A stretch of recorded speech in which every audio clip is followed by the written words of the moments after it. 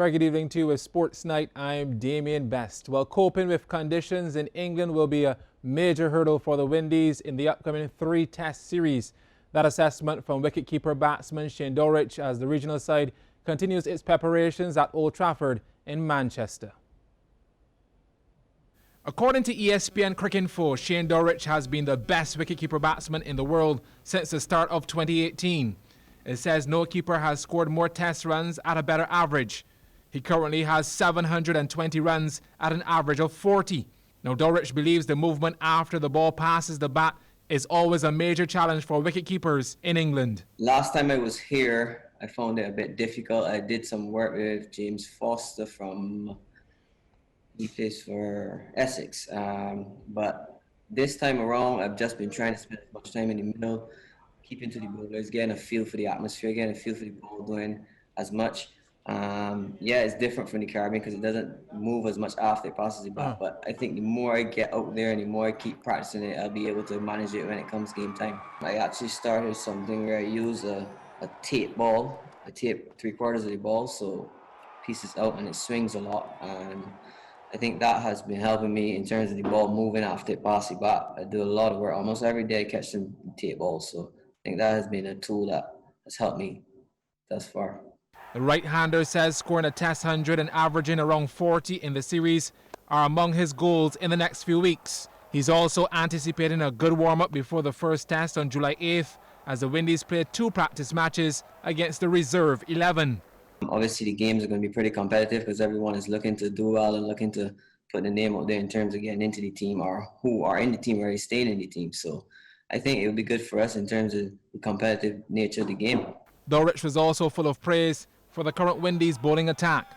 If you look at the main four, Shannon, Kimar, Jason, Alzari, I think they all present different skills.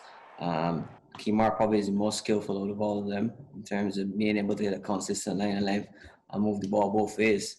Shannon and Alzari have a little more pace, and Jason is Mr. Consistent. He can put the ball on a 10-cent piece. So I think we bring a whole dynamic. And then obviously you have young Shamar Holden coming up, who's an exciting talent. And the way he bowled in first-class cricket this season shows that.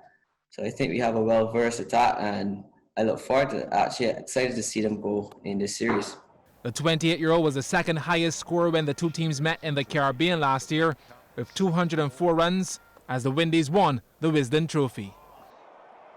Staying with cricket news, 3 Bangladesh players have tested positive for COVID-19.